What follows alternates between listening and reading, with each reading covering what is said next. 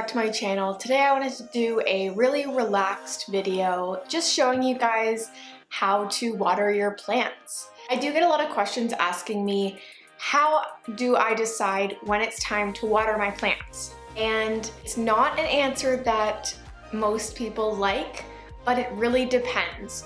Depends on what type of plant you have, what their certain requirements are, and what their climate is naturally. So for example, if you have a plant that would typically live in a rainforest, you're likely going to have to water that plant more often than you would a plant that is found in a drier climate. And while you definitely can decide when watering is best without this tool, I do want to show you a tool that's really helpful. It's not expensive. Everyone can acquire one of these. And this is a little probe that tells you the moisture level in the soil around your plant. This guy here is not the be-all end-all. You have to know how to read it, and you're going to get a different reading for every different plant, and you're going to have to water that plant at a different reading than some other plants.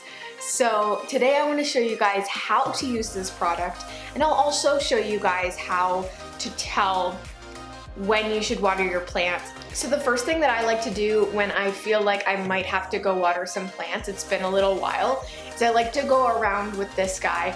I'm gonna stick it into the soil. I'm gonna be really gentle though, not to disturb the roots, because you are sticking two metal probes into your plant. It's going to disrupt it a little bit, so just be really careful. And if you're having a little bit of trouble getting it through, don't push too hard. I chose my Anthurium crystallinum first. I'm just going to stick this in. By the way, you should really clean off the probes every time you switch it. I do like to feel around a little bit because one part of the soil might be a little bit more damp or dry than other parts of the soil. So this plant specifically right now is at a 3.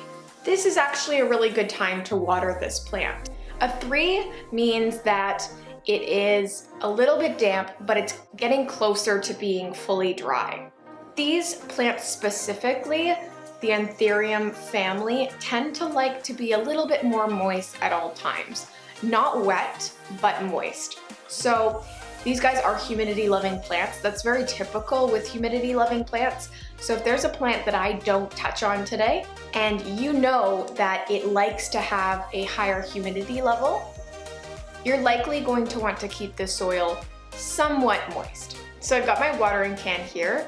I have this in a cache pot so I can water it and it's not going to get on my floor, but I am using actually water from my fish tank. And this is a really great natural fertilizer for plants. If you didn't already know that, if you have a fish tank, you should totally water your plants with your fish water. Either every time or every other time you water your plants, it's really great to use your fish water. So I like to water these guys thoroughly, so I like to water it until I see the water draining out of the bottom of the pot, because you know that it's reached the bottom of the plant. Any roots that are near the bottom definitely got their drink as well. So I guess one of the main points that I'm trying to drive home here is it's not just a water your plant every 5 days kind of thing. You really have to check the individual situation of your plant, because depending on how much light it's getting, depending on how dry your room is, you're going to have to make some adjustments. So yeah, this guy is all watered up, and we'll move on to another type of plant. I'm going to move on to a different type of plant that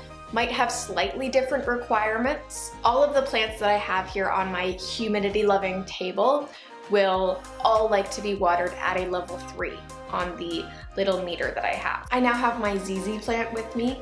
This is a very tolerant plant. It's tolerant of everything.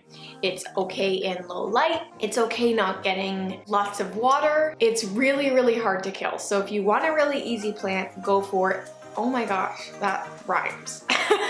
If you want a really easy plant, go for a ZZ plant. I like to let these guys dry out completely before I re-water them. So, one sec, I'm gonna water myself here.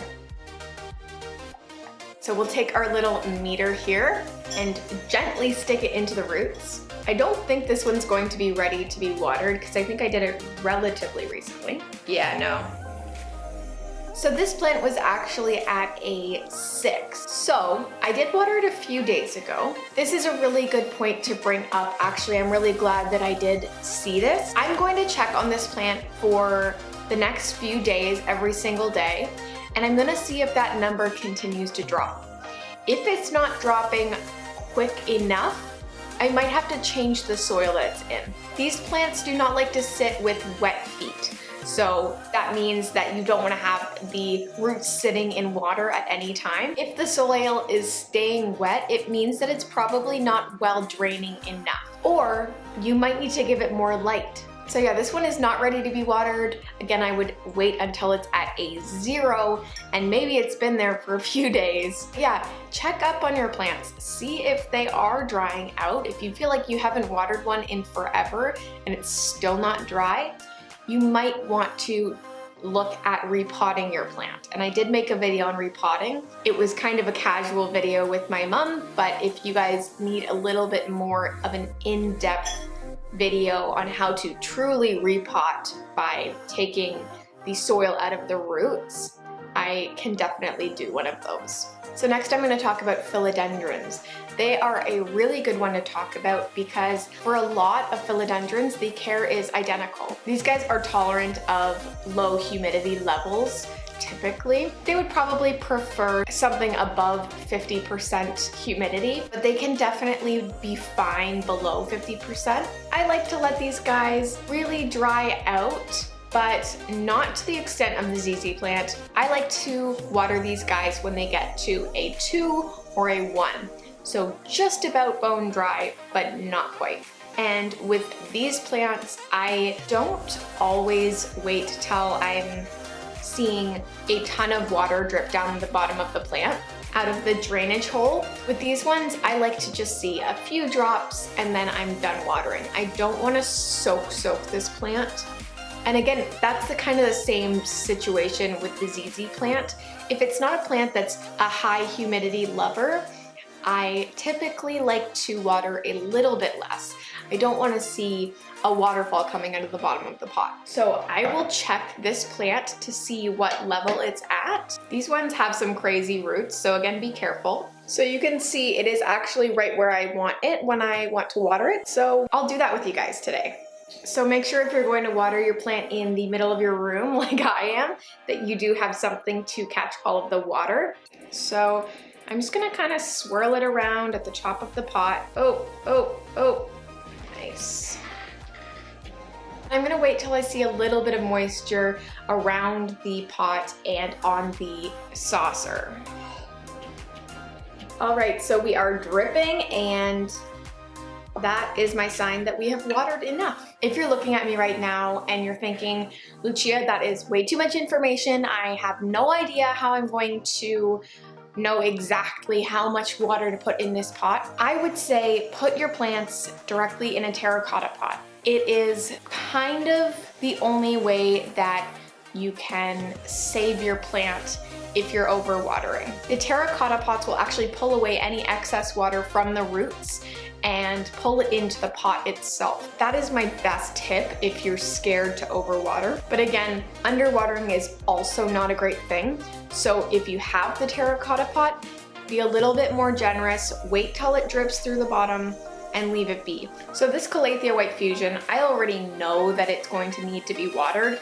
This one likes to stay pretty moist. With Calatheas, I even like to keep it at a 3-4. So we will test this guy out. It's looking a little tiny bit crispy, even though I'm giving it a ton of humidity, so I'm going to give it a little water anyways. Calatheas are happy to be in moist soil, so I'm not super concerned.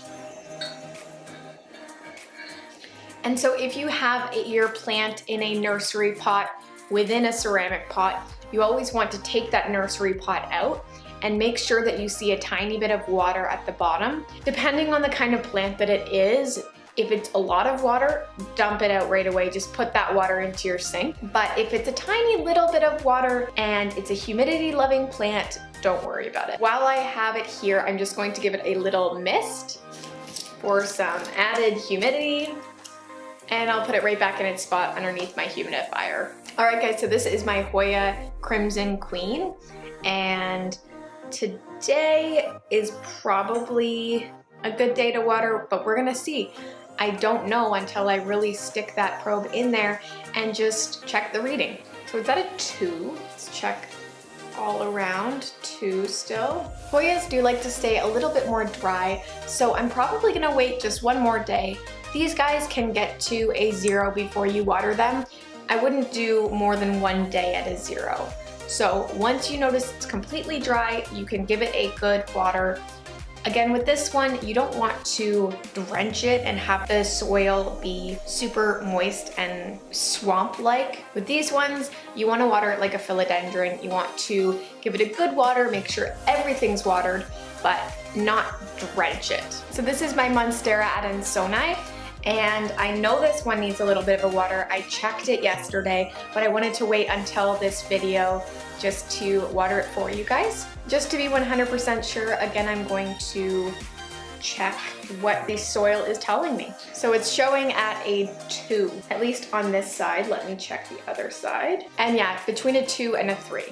So I find that this Monstera specifically likes to be a little bit more moist than, let's say, a Monstera deliciosa, which is the typical Monstera that most people like. That one, I would say you can water it once it's dry at like a 1 or a 0, but again, not a 0 for a few days, just once it reaches the dry point. This one, again, I like to do at 2 or 3. So with this one, I do like to kind of soak it all the way through.